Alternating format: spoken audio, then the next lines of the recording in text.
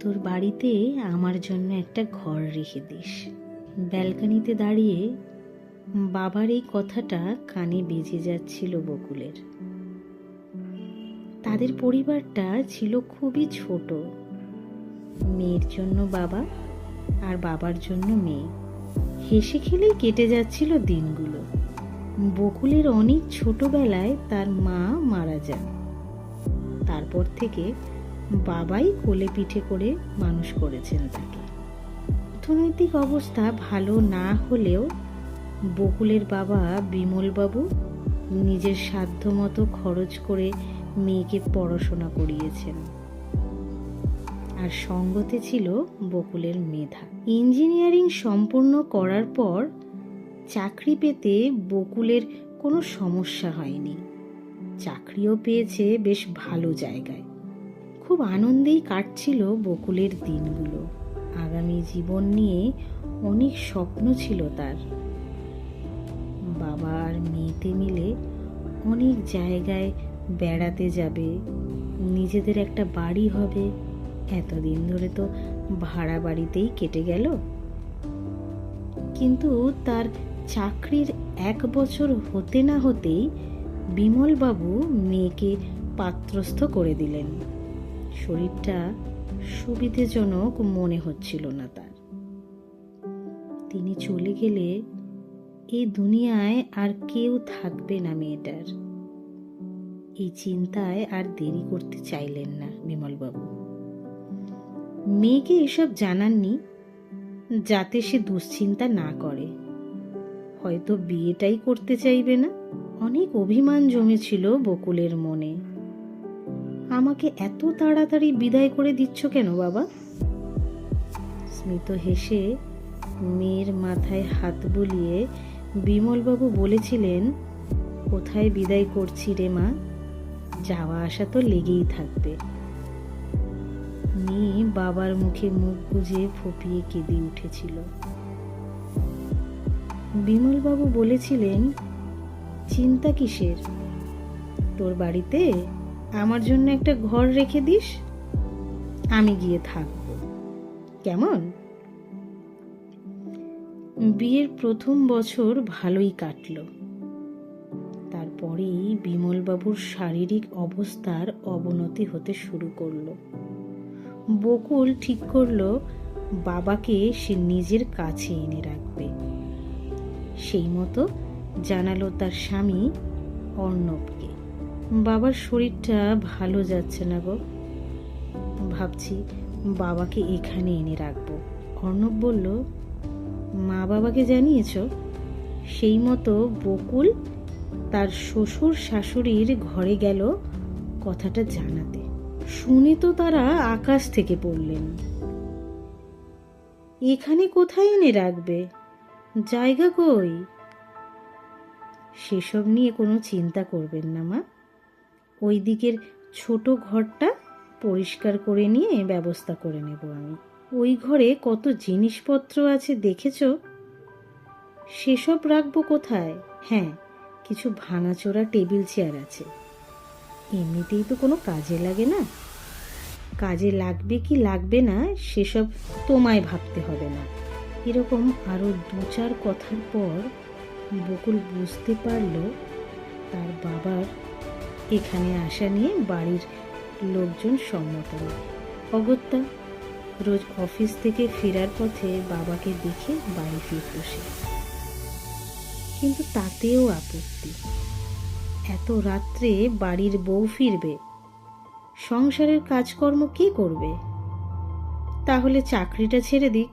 এদিকে ওখানে গিয়ে থাকতে চাইলেও সকলের সমস্যা। বকুলের জেরবার অবস্থা। এরকমই একদিন মাঝরাতে বকুলের বাবা ইহলোক ত্যাগ করলেন।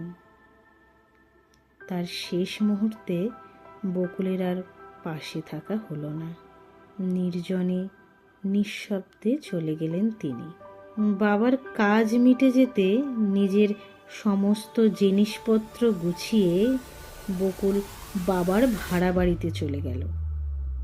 যে বাড়িতে তার বাবার শেষ কটা দিনের ঠাঁই হলো না, সেখানে আর তার থাকার কোনো ইচ্ছে নেই।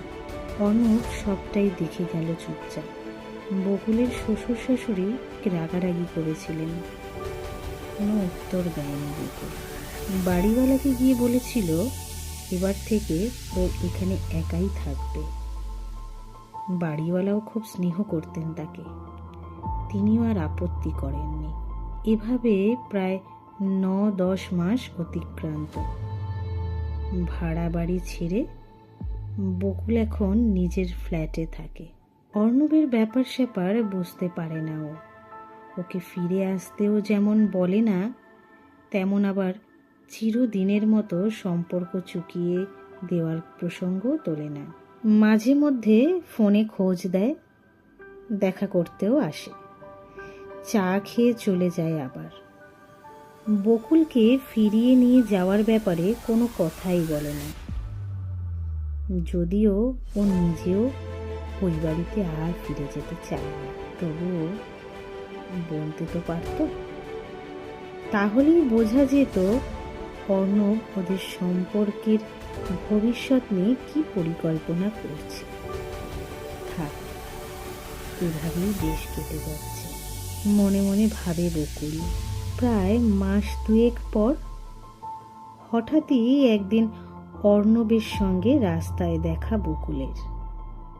উস্কো খুস্কো চুলে, খোঁচা খোঁচা দাড়ি, কোথায় যেন চলেছে হন্তদন্ত হয়ে। কি গো, কোথায় চলেছ? থতমত খেয়ে যায় অর্ণব। এই একটা দরকারে যাচ্ছি। এমন অবস্থা কেন তোমার? শরীর ঠিক আছে? বাড়ির সবাই ঠিক আছে? হ্যাঁ, সব ঠিকঠাক আছে। চলে যাওয়ার জন্য পা বাড়ায় অর্ণব। বকুল হাত চেপে ধরে। কি হয়েছে বলো আগে। অর্ণবের চোখ ছলছল করে ওঠে। গতকাল পর বকুল তার হাতখানা ধরল। এখনো ভালোবাসে তাকে। এত কিছুর পরেও আমায় ক্ষমা করে দাও বকুল। সেদিন আমি কিচ্ছু করতে পারিনি। আমার জন্যই তোমার বাবা একা একা মারা গেছেন। মেয়ের মুখটাও দেখে যেতে পারেননি। থাক ওসব কথা। না, থাকবে না। এতদিন ধরে এত চেষ্টা করেও কথাগুলো বলতে পারিনি তোমায়। আজ বলতে দাও প্লিজ। ঠিক আছে, কি হয়েছে আগে সেটা বলো। একটু চুপ করে থেকে অর্ণব বলল, তুমি তো জানোই যে কাকাদের সঙ্গে একই বাড়িতে থাকি আমরা। আমার বাবা আর কাকার পৈতৃক বাড়ি ওটা। আমরা বুঝতেও পারিনি কখন কাকা বাড়িটা নিজের নামে করে নিয়েছে। আমাদের উঠে যাওয়ার জন্য কয়েকদিন টাইম দিয়েছে মাত্র। এসবে আমার বাবা অসুস্থ হয়ে হসপিটালে ভর্তি হয়েছিলেন। এর মধ্যে থাকার জন্য বাড়িও খুঁজতে হবে, সেই কাজটাই করছি। এত কিছু হয়ে গেল, জানাওনি কেন আমায়? কোন মুখে জানাবো? তোমার বিপদের দিনে পাশে থাকতে পারিনি, আর এখন তোমায় ব্যবহার করব? বকুল অর্ণবের কাঁধে হাত রাখে। এখানে ব্যবহার করার কথা আসছে কোথা থেকে? আমি কি একেবারেই পর হয়ে গেছি তোমার? অর্ণবের চোখ থেকে জল গড়িয়ে পড়ে। এত মাস পর শ্বশুর বাড়ির দরজায় এসে দাঁড়ায় বকুল। তাকে দেখতে পেয়ে শাশুড়ি মা বেরিয়ে আসেন। চিন্তা, ধকল সবেরই ছাপ পড়েছে তার মুখে। বকুল বলে উঠল, আর সময় নষ্ট করা যাবে না মা। আজ রাতে ডাল ভাত খেয়ে নেওয়া যাবে খন। চলুন সবাই মিলে বাকি জিনিসগুলো গুছিয়ে নিই, আর সকাল সকাল রওনা দিয়ে দিতে পারবো তাহলে। বকুলের শাশুড়ি মা নীরবে চেয়ে থাকেন, কিছু যেন বুঝে উঠতে পারেন না। আজ বকুলের একাকী ফ্ল্যাট তার পরিবারকে পেয়েছে। 3 বেডরুমের ফ্ল্যাট তার। একটায় বকুল ও অর্ণব, আর আরেকটায় তার শ্বশুর শাশুড়ি থাকেন। তৃতীয়টায়, ওটা বকুল তার বাবার জন্য রেখেছে।